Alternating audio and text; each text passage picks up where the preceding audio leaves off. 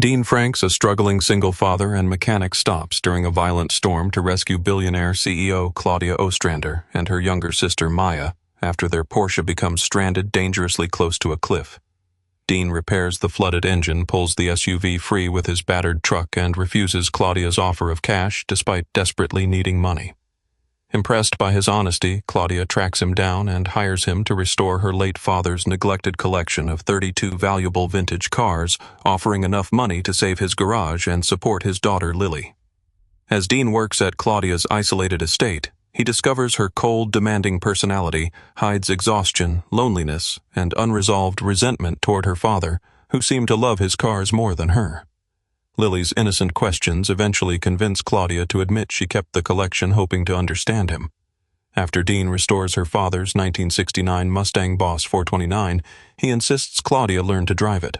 The experience finally allows her to understand why her father loved the cars and briefly escape the pressures controlling her life.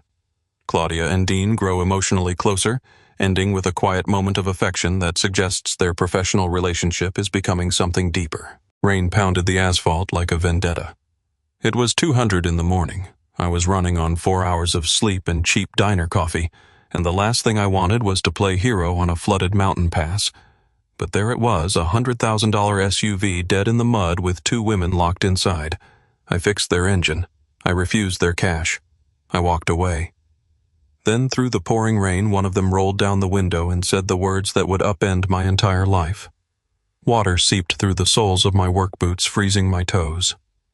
My truck's heater had died somewhere around 2018, and tonight the California coast was doing its best impression of a monsoon. My knuckles were cracked.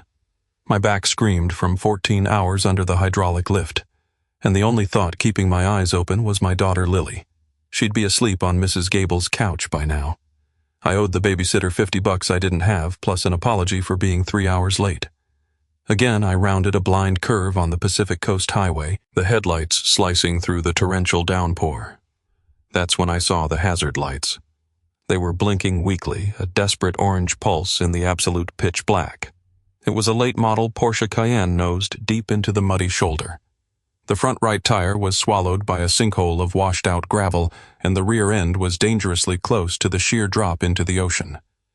Nobody else was on the road. The storm had washed out the northern bridge, and anyone with half a brain was at home. I almost kept driving. My cynical side told me to call the highway patrol and let them handle it. The people who drive those cars have platinum roadside assistance and lawyers on speed dial. I had a cold house and a tired kid waiting for me. But the water was rising fast, rushing over the tarmac in aggressive sheets. If the mud gave way, that heavy German engineering was going straight down the cliff. I cursed, downshifted, and pulled my beat-up F-150 ahead of them, blocking the lane. I left my headlights on high beam to illuminate the wreck, grabbed a heavy mag light and a rain poncho from the passenger seat, and stepped out into the deluge. The rain hit me like cold gravel. By the time I reached the driver's side window, I was already soaked to the bone. I tapped on the glass with the butt of the flashlight. Nothing. I tapped harder. Through the dark tint and the sheets of rain, I saw movement. The window lowered exactly 1 inch. "Police are on the way," what the voice said. It was female, pitched high with panic, but trying desperately to sound authoritative. "Step away from the vehicle. If the police are coming from town, they're swimming," I yelled over the roar of the ocean and the storm. "The bridge at Creek Road is completely washed out. You're stuck." A pause, a muffled argument inside the cabin. "What do you want?" another voice asked. This one was different. Lower, calmer, ice cold. "Right now, I want to be in my bed," I said, wiping dirty rain water out of my eyes. "But since I'm not, I can try to pull you out before the hillside decides to give way and take you to the beach the fast way." The window rolled down, another 2 in. I caught my first glimpse of her. She looked entirely out of place in this miserable weather. Sharp features, dark hair pulled back perfectly despite the chaos, and eyes that assessed me like a balance sheet. She wasn't terrified. She was calculating. Beside her in the passenger seat was a younger woman, early 20s, clutching a designer handbag like it was a life preserver. "We hit a rock," the driver said, her tone devoid of the tremor I expected. The engine stalled. "It won't turn over." "Pop the hood." She hesitated. Trusting a stranger in the middle of nowhere at 2:00 a.m. goes against every survival instinct. Lady, I sighed my patience, wearing dangerously thin. Look at the rear right tire. She glanced at her side mirror. The mud was visibly sliding, taking pebbles and chunks of asphalt with it. The hood clicked open. I slogged around to the front. The rain was unrelenting, filling the engine bay the second I lifted the hood. I clamped the Magite between my teeth, tasting cheap aluminum and rain. The Cayenne's engine bay was a labyrinth of plastic covers designed specifically to keep guys like me out. I didn't care. I shoved my hands in, feeling around the air intake, wet, soaking wet. They had plowed through a deep puddle, and the engine had sucked in water, triggering a stall to prevent hydrolocking. The mass airflow sensor was likely throwing a fit, cutting the fuel. I pulled a small flathead screwdriver from my belt pouch, popped the clips on the sensor housing, and uncoupled the wiring harness. I used the driest part of my undershirt to wipe the contacts, blew the water out of the connector, and bypassed the secondary intake flap by forcing it open and wedging it with a piece of stiff wire I kept in my pocket for emergencies. It was a dirty, brutal hack that would void their warranty the second a dealership saw it. I slammed the hood down. I walked to the driver's window. Try it. The driver stared at me, then pressed the push to start button. The engine cranked, sputtered, choked on a bit of residual water, and then roared to life. The younger girl let out a loud gasp of relief. "Keep the revs high," I shouted. "Don't let it idle." I went back to my truck, grabbed my heavy-duty tow strap, and waded back into the mud. I hooked one end to the F-150's receiver hitch and felt around blindly in the freezing muck to find the Cayenne's tow loop. Mud caked under my fingernails, heavy and foul. Once secured, I gave the driver a thumbs up. I climbed into my truck, dropped it into four-wheel drive low, and eased on the gas. The strap went taut with a violent jerk.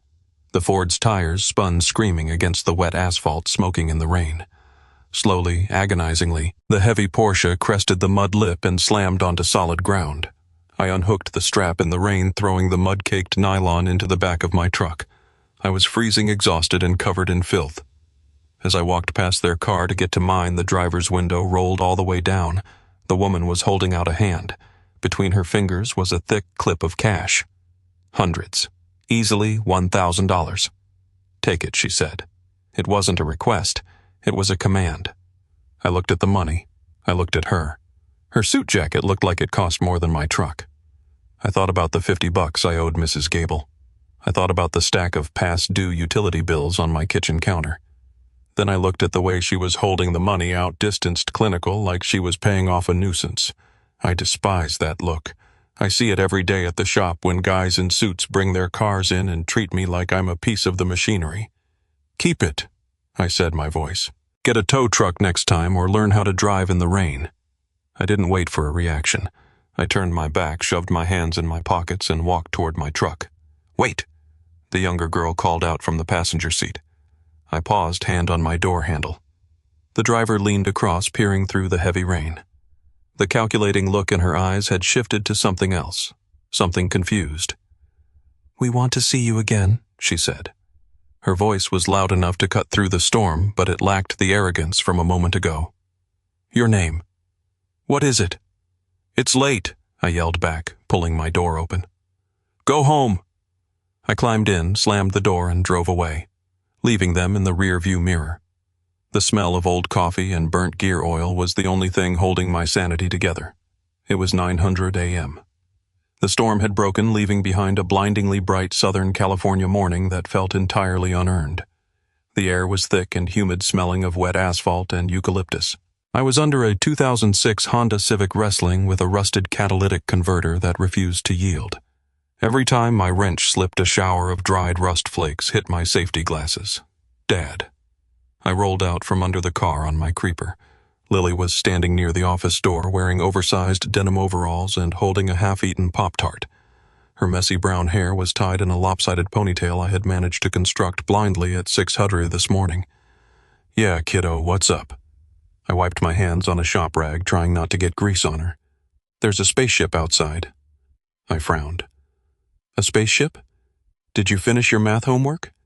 It's black and shiny, and a lady with a briefcase is looking at our sign like it smells bad." I stood up, my knees popping in protest. I walked out of the open bay doors into the glaring sunlight. Sitting in my cracked, oil-stained parking lot was the same black Porsche Cayenne from last night. It was freshly washed, not a speck of mud on it. Standing next to it was the driver. In the daylight, she was even more imposing. She was wearing a tailored charcoal suit that screamed, bespoke a white silk blouse and heels that were entirely impractical for a gravel lot. Her dark hair was perfect, not a strand out of place. Beside her stood the younger woman from the night before, dressed more casually in a designer trench coat and jeans, looking around the rundown industrial park with wide, curious eyes. I tossed my rag onto a nearby oil drum. "I told you to go home." The driver turned. Her eyes locked onto me, taking in my grease-stained t-shirt, my torn jeans, and the grime caked into my skin. "You did," she said. Her voice was just as cold, just as controlled as it had been in the storm. "And I did, but I don't like leaving debts unpaid. There's no debt. You were stuck. I pulled you out. End of transaction." She reached into her coat pocket, pulling out a sleek business card. She held it out. "I'm Claudia Ostrander. This is my sister, Maya." I didn't take the card. My hands were covered in grease. And honestly, I didn't care who she was. Ostrander. The name rang a faint bell. Something in the news about real estate acquisitions or tech mergers, billionaire stuff. The kind of stuff that exists in a completely different universe than my cinder block garage. "Dean Franks," I said, crossing my arms. "And unless your alternator is whining or you need a brake job, I'm billing $50 an hour just standing here talking to you." Maya, the younger sister, stifled a laugh. Claudia shot her a sharp look before turning back to me. "I tracked you down through your license plate, Mr. Franks," Claudia said, putting the card back in her pocket without missing a beat. "You run a one-man operation here. Reviews are excellent, but your financial records suggest you're 3 months behind on the lease for this property." My blood pressure spiked. I stepped forward, closing the distance between us. "Excuse me, who the hell do you think you are hacking into my life?" "I'm someone who needs a problem solved," she said, entirely unfazed by my anger. She didn't step back. She held her ground perfectly. "And you proved last night that you can solve problems under pressure without exploiting the situation. You want an oil change. Make an appointment. Don't stalk me. I don't want an oil change, Mr. Franks. I want an exclusive contract." I paused. "What?" Claudia looked around the shop, her eyes scanning the cracked concrete, the cheap tools, the leaking roof. "My late father left an estate in the hills. Along with it, he left a collection of 32 vintage automobiles. Ferraris, Jaguars, Aston Martins. I don't care about them, but they are assets and they are deteriorating. The mechanics I've hired over the past 2 years have either stolen parts, overcharged me by hundreds of thousands of dollars, or taken photos of my private residence and sold them to tabloids." She looked back at me. Her expression was completely unreadable. "I am surrounded by people who view me as an open vault. Last night I offered you cash in the middle of nowhere. You were soaked, you were cold, and you looked like you needed it. You walked away." "I don't like handouts." "Exactly," Claudia said smoothly. "I want a mechanic who doesn't care about my money. I want someone to restore the fleet, maintain them, and sign a strict non-disclosure agreement. In exchange, I will clear the debt on this garage, pay you triple your current annual revenue, and provide full medical benefits." I stared at her.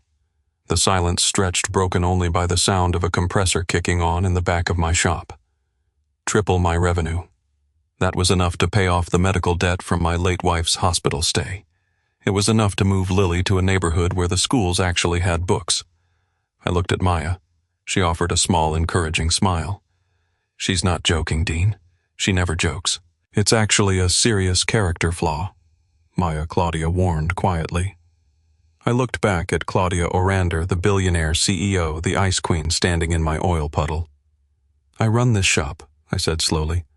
"I have loyal customers. I can't just abandon them." "You won't have to," Claudia countered. "You will dedicate 20 hours a week to my estate. Work your own hours. I don't care when you do it as long as the cars are restored and maintained. But you do not bring anyone else onto my property. You do not talk about what you see, and you do not ask questions about my business." It was a deal with the devil. But the devil was wearing a sharp suit and offering me a lifeline I couldn't afford to ignore. I looked back at the office. Lily was pressing her face against the dirty glass window, watching us with wide eyes. I let out a long, heavy exhale. If I find out this is some kind of game I walk, keep your NDA, keep your money." Claudia Ostrander actually smiled. It was a terrifyingly brief, incredibly sharp thing. "I don't play games, Mr. Franks. My assistant will send over the contracts by noon. Be at the estate tomorrow at 8. She turned on her heel, opened the door of the Porsche, and got in. Maya gave me a little wave before sliding into the passenger seat. The engine purred a smooth, expensive sound, and the SUV rolled out of my lot, leaving me standing in the sun, feeling like I had just stepped off a cliff. The Ostrander estate was less of a house and more of a compound, nestled in the highest, most isolated peaks of the Santa Monica Mountains. It took me 40 minutes to drive there from my shop. The road wound through dense, manicured forests before terminating at a massive pair of row-iron gates. I stopped the truck. A camera silently swiveled toward my windshield. A moment later, the gates swung open without a word from an intercom. I drove up the winding driveway. The property was staggering. Modern architecture, all concrete steel and massive sheets of glass. It looked like a museum for contemporary art. Beautiful, but entirely devoid of warmth. There were no tricycles in the driveway, no muddy boots by the door, no signs of life, just sterile, flawless perfection. I parked my rusted F-150 near a discreet side entrance. It looked like a garbage scow docked next to a luxury yacht. A man in a dark suit was waiting for me. Security. He patted me down without a word, checked my ID, and handed me an electronic key card on a lanyard. "Garage is down the slope to the left," he grunted. "Don't wander." I nodded, grabbing my heavy canvas tool bag from the truck bed. I walked down the paved stone path, the morning fog still clinging to the ground. The garage wasn't just a garage. It was an underground hangar. I swiped the key card. The heavy steel doors rolled back with a quiet hum, and automatic LED lights flickered on in a wave illuminating the cavernous space. I stopped in my tracks, my breath caught in my throat. Lined up perfectly on immaculate epoxy floors were millions of dollars worth of automotive history. An Aston Martin DB5 silver and perfect. A 1969 Mustang Boss 429 painted in a rare grabber blue. A Ferrari 250 GT. A row of air-cooled Porsches. But as I walked closer, my awe turned into a profound, aching disappointment. They were dead. Dust coated the hoods. I ran a finger along the fender of the Mustang. It came away thick with gray grime. I knelt by the Aston Martin and looked underneath. A small pool of dried oil stained the floor. The tires were flattening from sitting in one place too long. The air smelled stale, devoid of gasoline and exhaust. "They haven't been driven in 3 years." I spun around. Claudia was standing in the doorway. She was wearing another suit, this one navy, holding an iPad in one hand and a black coffee in the other.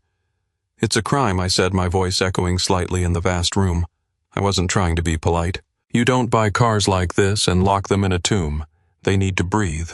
The seals dry out. The fluids break down. You're killing them."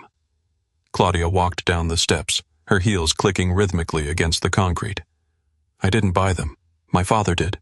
He bought them. He looked at them. And then he died." Her tone was utterly flat. No grief, no anger, just a statement of fact. She walked over to the Mustang, looking at it like it was a piece of annoying furniture. "He spent more time in here than he did in the house. When he passed, the board of directors suggested I liquidate the collection." But she stopped, her eyes narrowing slightly. "But what?" I asked, dropping my tool bag with a heavy thud. "But they are appreciating assets," she said, quickly looking away. "Selling them now would incur a heavy capital gains tax penalty. It makes more financial sense to restore them and wait for the market to peak." I watched her. It was a lie. A perfectly constructed boardroom-ready lie. You don't hold on to a 30-car collection just for tax purposes, not when you're already worth billions. "Right," I said. "Tax purposes." I walked over to the Mustang, popped the heavy hood, and propped it up. The engine bay was a mess of dry, rotted hoses and neglected wiring. "Well, your tax deductions are going to need a lot of work. The fuel lines are likely cracked.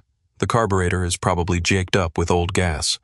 I'll need to drain the tank, flush the radiator, and replace every piece of rubber under here before I even think about turning the key." "Do what you need to do," Claudia said, tapping the screen of her iPad. "Send the invoices to Rachel in accounting." She turned to leave. Just as she reached the stairs, her phone rang. She pulled it from her pocket. The moment she answered, the air in the room seemed to drop 10 degrees. I don't care what the zoning board says, Marcus, she snapped, pacing near the stairs. We bought the land. If the city council wants to block the development, tell legal to bury them in injunctions. I want ground broken by Q3, or I'm finding a new VP of acquisitions. I watched her from behind the hood of the Mustang. She was ruthless, a machine. She barked orders, cutting off the person on the other end, dictating terms with a surgical precision that made me uneasy. She hung up, dropping the phone into her pocket. She stood there for a moment, her back to me. She didn't move. Slowly I saw her shoulders drop just a fraction of an inch. She raised a hand and pinched the bridge of her nose. I could see the slight tremor in her fingers, the absolute exhaustion that she hid behind the sharp suits and the icy demeanor. I knew that feeling. It was the same feeling I had at 2:00 a.m., staring at past due bills, wondering how I was going to keep the lights on for Lily. The weight of the world grinding you down to dust. She wasn't a machine. She was just a person trapped in a very expensive cage. I grabbed a socket wrench and deliberately clanked it loudly against the frame of the car. Claudia flinched, her spine snapping perfectly straight. She turned around, the CEO mask instantly back in place. I'll start with the Mustang, I said, pretending I hadn't seen a thing. Should have it running by tomorrow afternoon. Claudia stared at me for a long moment. The sharp, calculating look softened just a fraction. Take your time, Mr. Franks, she said quietly. They aren't going anywhere. She walked up the stairs, the heavy steel doors closing behind her, leaving me alone in the tomb of beautiful, broken things. Weeks bled into a strange routine. Mornings belonged to my shop. I dealt with minivans, blown head gaskets, and customers complaining about a $50 diagnostic fee.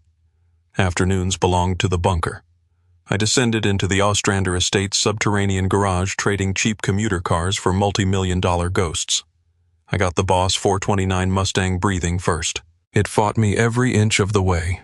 Corroded wiring harnesses, a cracked intake manifold I had to pull apart and rebuild, and a fuel pump that crumbled like dry cheese in my hands. I didn't mind the struggle. Cars make sense. They fail. You find the failed piece, you replace it, and they work again. You can fix a car. People are different. People learn to function around their broken parts until they forget they're broken at all. Claudia remained a ghost. I'd see her occasionally through the high glass windows of the house, pacing her office, a phone glued to her ear. She was always fighting an invisible war, hostile takeovers, shareholder disputes, board meetings. Maya dropped by the garage a few times, bringing me expensive coffee I couldn't pronounce and asking 50 questions about the engines. Maya was the warmth of the estate. Claudia was the structural steel. Then a Tuesday in November shattered the delicate ecosystem. Mrs. Gable caught a stomach bug. I had no backup sitter. School was out for a teacher in service day. I had a hard deadline to pull the transmission on a 2 at 50 GT Ferrari, and I couldn't afford to skip my hours at the estate. So Lily rode shotgun in the F-150. Don't touch anything, I told my daughter as we walked past the security detail. These cars cost more than our entire zip code. You sit on the rolling stool, you read your comic books, and if you get hungry, tell me. Lily nodded, her oversized yellow headphones clamped over her ears. She dragged her backpack into the garage, found a clean patch of epoxy floor near my toolbox, and set up camp. I threw on my coveralls, slid under the Ferrari, and went to work. 2 hours later, a sharp voice echoed off the concrete walls. What is a child doing in a hazardous work environment? I slammed my forehead into the Ferrari's exhaust pipe. Cursing quietly, I rolled out on the creeper. Claudia stood 10 feet away. She wore a sharp gray suit holding a stack of legal folders. Her eyes were locked on Lily, who was currently using a highly specialized, very expensive Torquay wrench as a paperweight for her drawing pad. My babysitter got sick, I said, wiping a streak of transmission fluid from my cheek. I stood up, putting myself between Claudia and my kid. Old instincts. She's fine. She knows the rules. She won't break anything. Claudia's expression didn't change. She looked at me, then back at Lily. This is an active garage, Mr. Franks. There are flammable liquids, heavy machinery, and toxic chemicals. It is a massive liability. I felt my jaw tighten. I'll pack up. I'll make the hours up on the weekend. I turned to grab my tool bag. I was done apologizing for being a single father. I did my job. If she wanted a corporate drone with zero baggage, she hired the wrong guy. I didn't say leave, Claudia said softly. I stopped. I turned back around. Claudia had crossed the floor. She was standing over Lily. My daughter looked up, pulling one side of her headphones off. She stared at the billionaire CEO with the fearless, blunt curiosity that only a 7-year-old possesses. "You look tired," Lily said. I winced. "Lily, don't." "I am tired," Claudia interrupted. Her voice lacked its usual sharp edge. She crouched down. Her expensive wool trousers brushed the garage floor, picking up a faint smudge of grease. She didn't seem to care. "What are you drawing?" "A spaceship," Lily said, holding up the pad. It was a chaotic mess of crayons. "Dad says you fly a spaceship, the big black car." Claudia looked at the drawing for a long time. The silence stretched out heavy and thick. I watched the rigid line of Claudia's shoulders drop.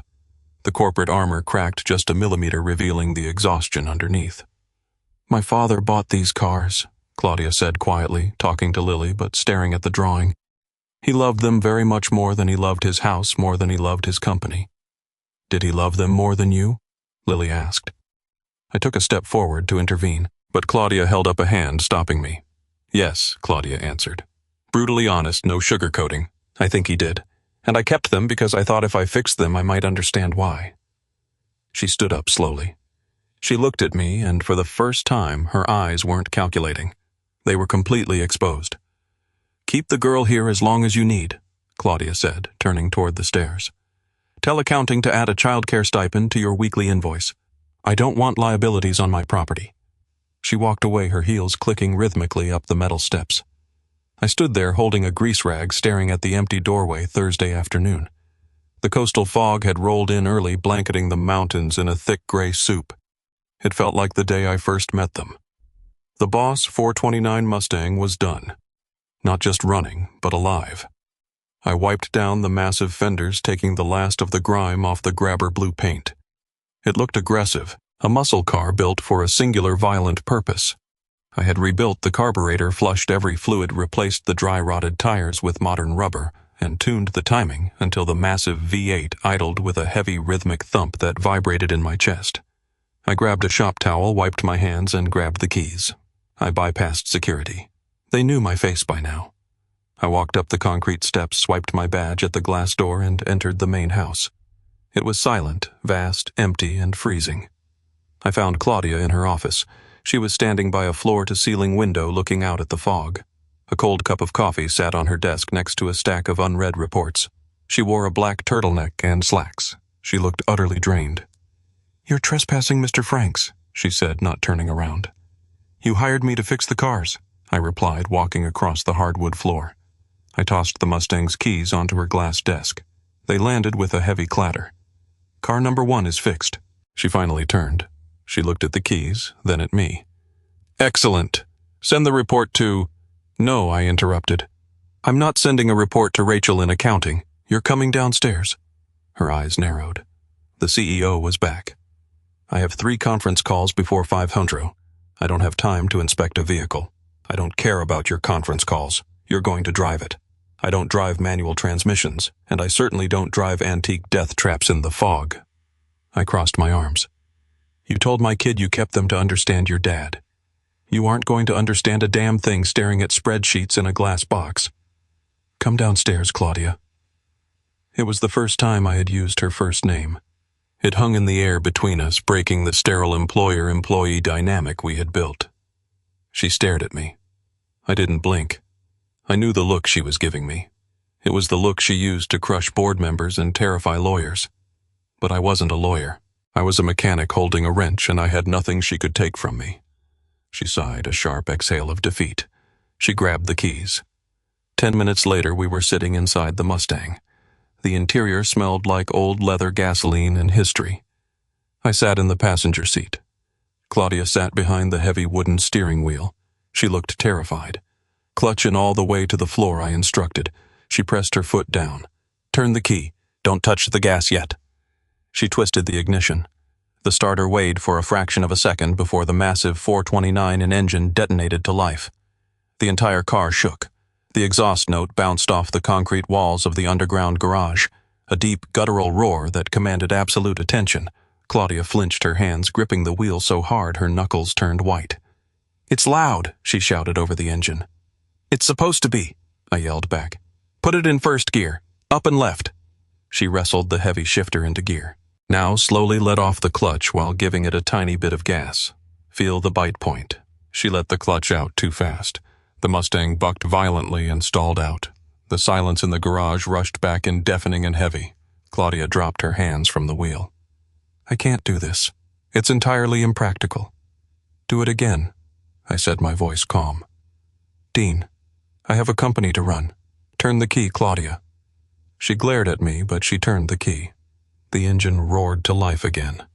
"Listen to it," I said, pointing at the dashboard. "Don't think about your board. Don't think about the acquisitions. The car only cares about what you are doing right now. It demands your absolute attention. If you ignore it, it stalls. If you respect it, it moves. Try again." She took a deep breath. She pressed the clutch, engaged first gear, and eased her foot up. The engine RPM dropped. The chassis shuddered. "Give it fuel," I coaxed. She pressed the gas pedal. The Mustang surged forward. We rolled out of the underground garage and up the slope into the foggy afternoon. The private road winding down from the estate was wet and slick. The trees disappeared into the gray mist. "Second gear," I said. Straight down, she pulled the shifter. The car jerked, then smoothed out as the torque caught.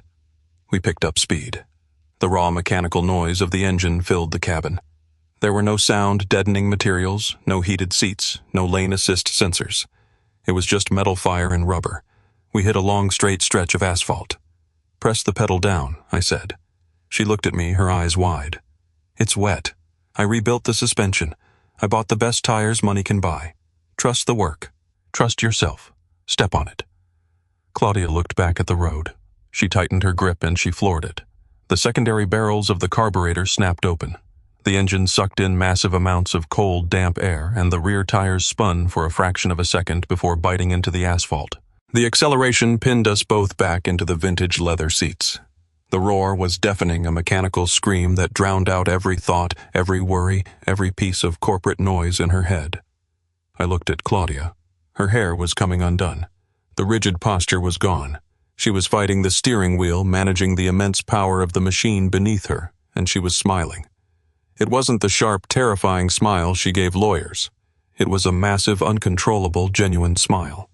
A laugh tore out of her throat, bright and clear, completely lost to the roar of the V8. We drove for an hour. We tore through the mountain roads, a flash of grabber blue against the gray fog. She stalled twice more. She ground the gears once, but she never stopped smiling. When we finally parked back in the estate's garage, the engine ticked as the metal cooled down. The smell of hot brakes and spent exhaust hung in the air. Claudia sat in the driver's seat, staring straight ahead.